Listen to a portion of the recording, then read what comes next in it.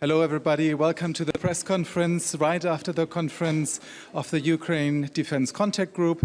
We're going to hear the statements from the Ministers of Defense, Boris Pistorius, Germany, Dan Chavez, UK, Mikhailo Fedorov, Ukraine, and from NATO Secretary General Mark Rutte.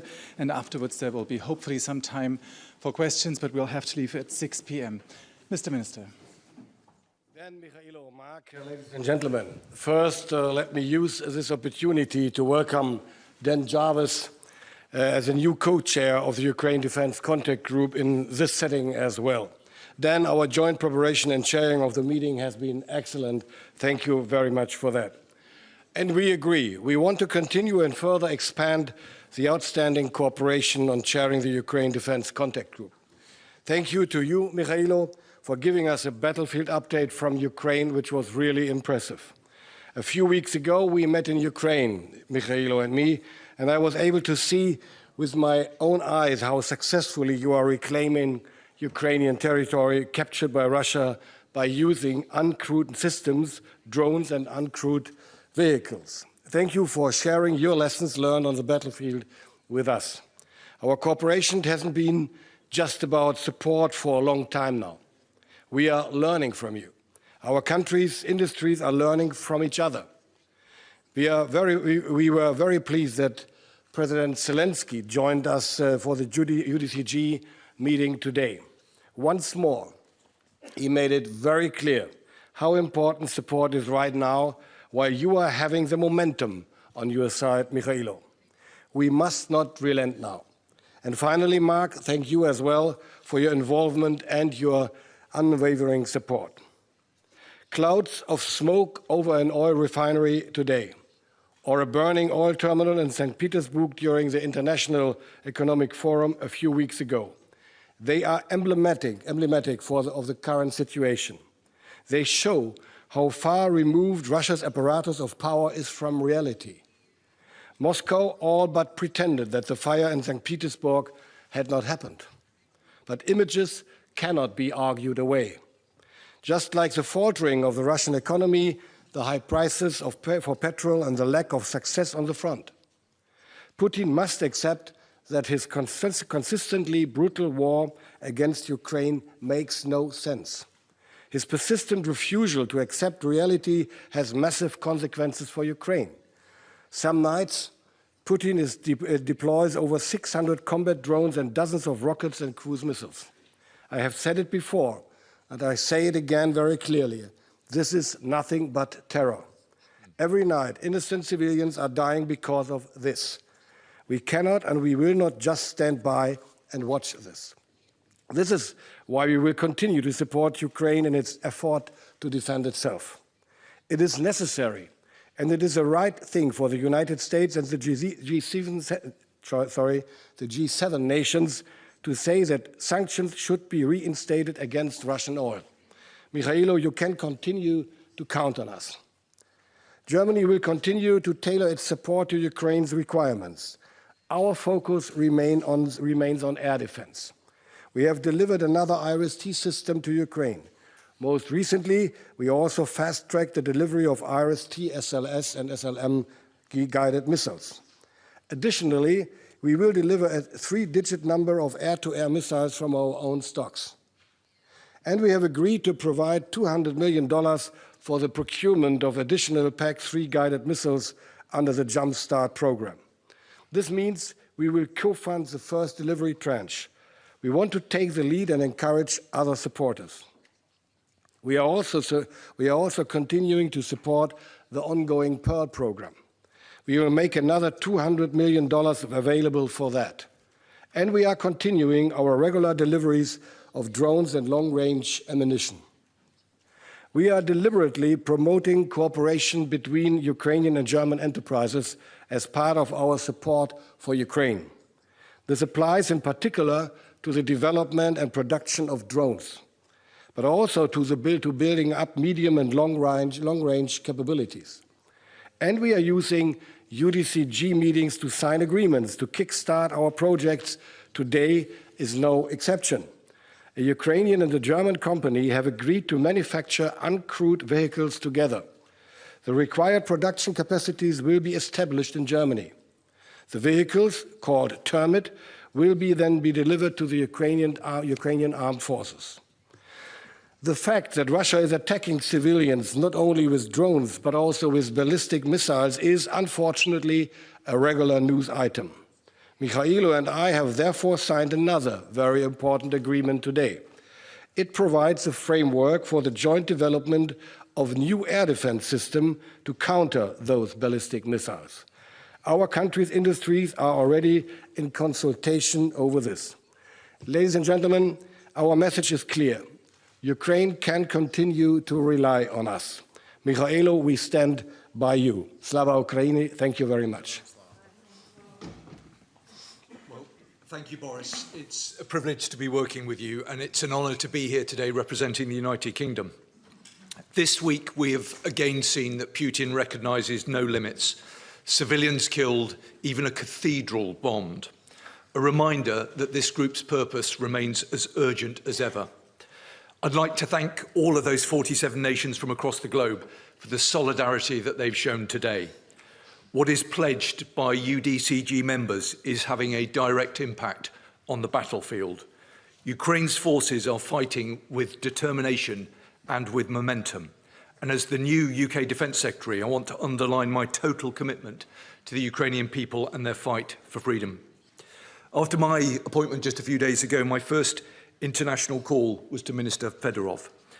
And I'm absolutely delighted that on the early hours of Sunday morning, our extraordinary Royal Marine Commandos seized a Russian Shadow Fleet vessel, dealing yet another blow to Putin's war machine. And through the UDCG with Boris, I intend to keep Ukraine strong enough to confront the Russian war machine, strong enough to secure a just and lasting peace. With Mikhailo, I have agreed that the UK will provide 150,000 Ukrainian-made drones, as well as more than 350 air defence missiles and radars, all of which will be delivered by the end of the year as part of a £750 million package funded by the sale of seized Russian assets through the ERA loan programme. I'm proud to announce also that the UK will assume command of the Multinational Force for Ukraine headquarters next month. Under the leadership of Major General Tom Bateman, the UK, France, alongside allies and partners, will prepare for the long-term regeneration of Ukraine's armed forces when a peace deal is agreed. This war was never only about the fate of one nation. Ukrainians are fighting for their own security, but also for Europe's, and they are also fighting for their own values and for Europe's. We will stand with them today, tomorrow, and for as long as it takes. Thank you. Шановні колеги, перш за все хотів би подякувати Генеральному секретарю НАТО, міністрам оборони Британії, Німеччини. Сьогодні було дуже важливе засідання UDCG, і сьогодні його відвідав також президент Володимир Зеленський. Це був дуже сильний сигнал всім нашим партнерам. І сьогодні взагалі символічний день. Вже якраз Борис про це говорив. Події, які відбуваються сьогодні в Москві, вони точно про те, що Україна рухається правильним шляхом і Україна стає все більш сильнішою. Сьогодні вся наша конференція UDCG, вона пройшла під певним гаслом «Вікно можливостей». Тобто за останні місяці ми зробили свою домашню роботу, ми досягли результату по багатьом доменам війни. І сьогодні багато хто з партнерів говорив про те, що вони бачать це вікно можливостей, і вони готові продовжувати допомагати, збільшувати допомогу для нашої країни. Сьогодні був анонсований один з найбільших пакетів допомоги для Pearl. Це $1 мільярд. Напевно, це найбільший взагалі, якщо ми говоримо про оголошення на UDCG, найбільший пакет допомоги для Pearl. Також сьогодні був оголошений пакет допомоги на Extended Range артилерію, тобто на дальню артилерію 30 плюс кілометрів. Ми ще підбиваємо підсумки, але вже бачимо, що це буде приблизно $500 мільярда. І сьогодні також були анонси щодо підтримки українських дронів і українських ракет. Тільки Нідерланди оголосили сьогодні допомогу на ракети, крилаті ракети, на близько ніж 700 крилатих ракет. І ми всі підсумки будемо розуміти через кілька годин, тому що сьогодні дійсно була велика кількість різних оголошень. Ми вже бачимо, що це приблизно 4 мільярди доларів, це може бути більше, тому що деякі країни вони відкрили програми, які оголошували до цього. Ми не рахуємо всі ці оголошення, які були до цього. Але що можемо сказати? Що для мене особиста відмінність вже 3-го Рамштайну від всіх попередніх, що з'явилася якість і фокус. У нас є 3 ключові пріоритети. Це антибалістична програма, Air Defense програма. Це друга, це артилерія дальньої дії. І це наші дрони. Дрони українського виробництва, які сьогодні допомагають нам зупиняти ворога, робити middle strike операції, бити по території ворога. І сьогодні всі, хто говорили на UDCG про підтримку України і оголошували нові пакети допомоги, всі говорили в рамках цих 3 пріоритетів. І це про зміни якості підтримки наших партнерів, але там ще великий шлях, над яким ми сьогодні продовжуємо працювати. Також сьогодні ми підписали дуже важливий документ про шеринг даних щодо антибалістичної програми з Борисом, якраз про той процес, який допоможе нам спільно з нашими партнерами створити антибалістику. І ми це зробили в присутності президента Володимира Зеленського. Він особисто є лідером цього процесу по створенню антибалістичної програми для нашої країни. Разом з нашими партнерами ми її будемо створювати в історично швидкі терміни. Також я хотів би сказати, що подякувати окремо і нашим партнерам з Британії.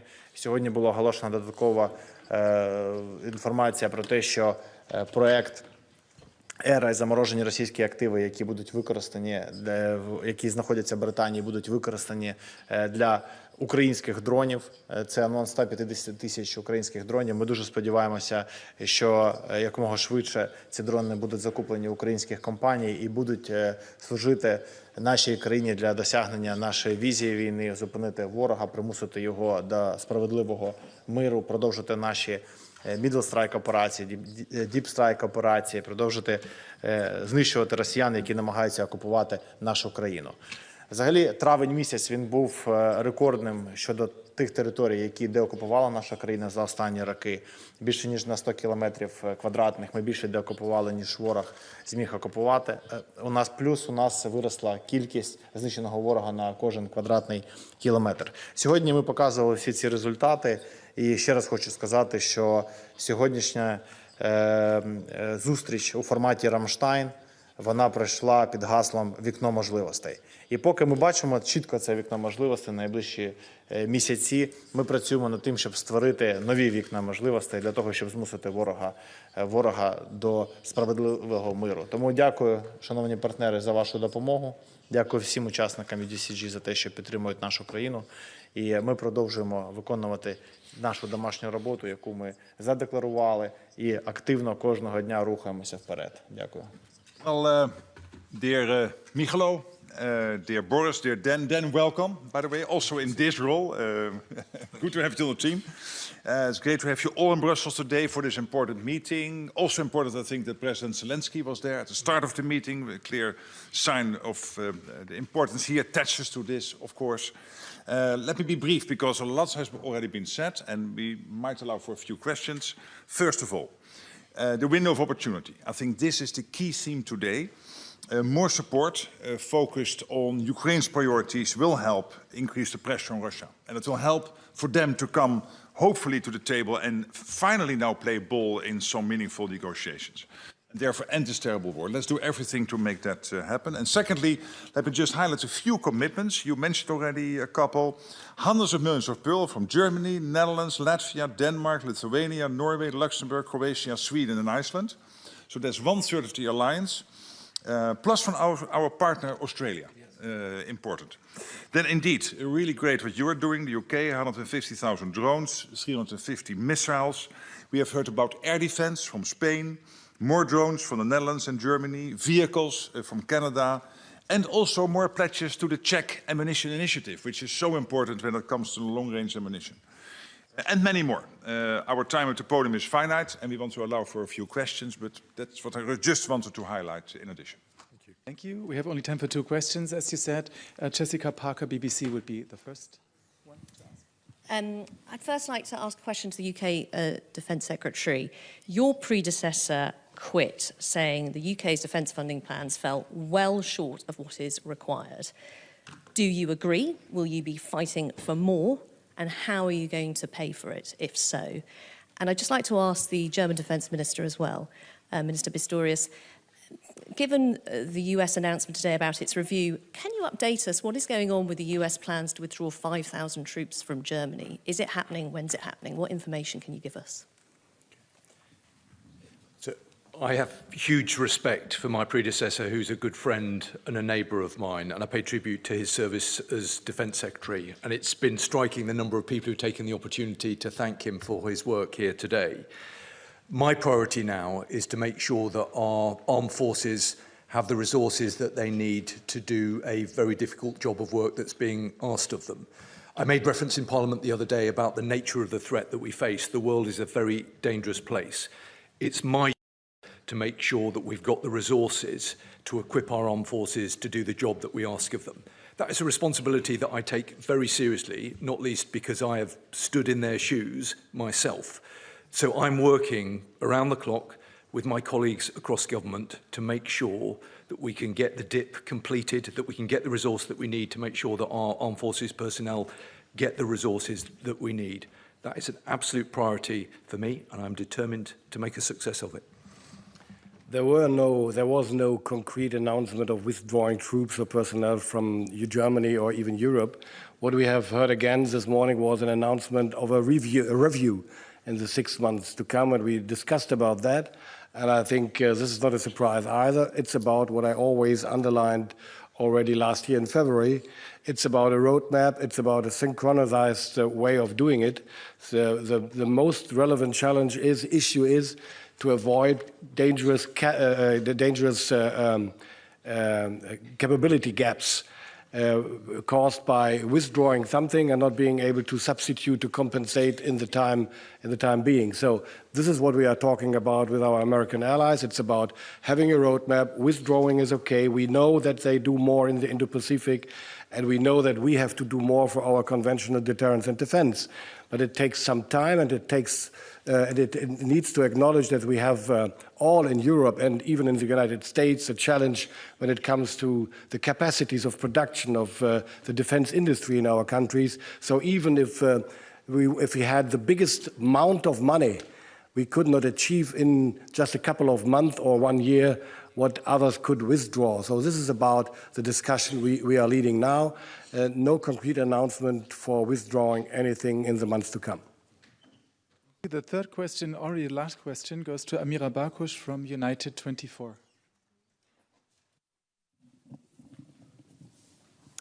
Amira Barkush, United 24. I want to ask Mr. Fedorov a question. I think I will say it in Ukrainian, if that's okay. В нещодавньому інтерв'ю ви говорили про вікно можливостей, яке буде у України на полі бою наступні 6 місяців.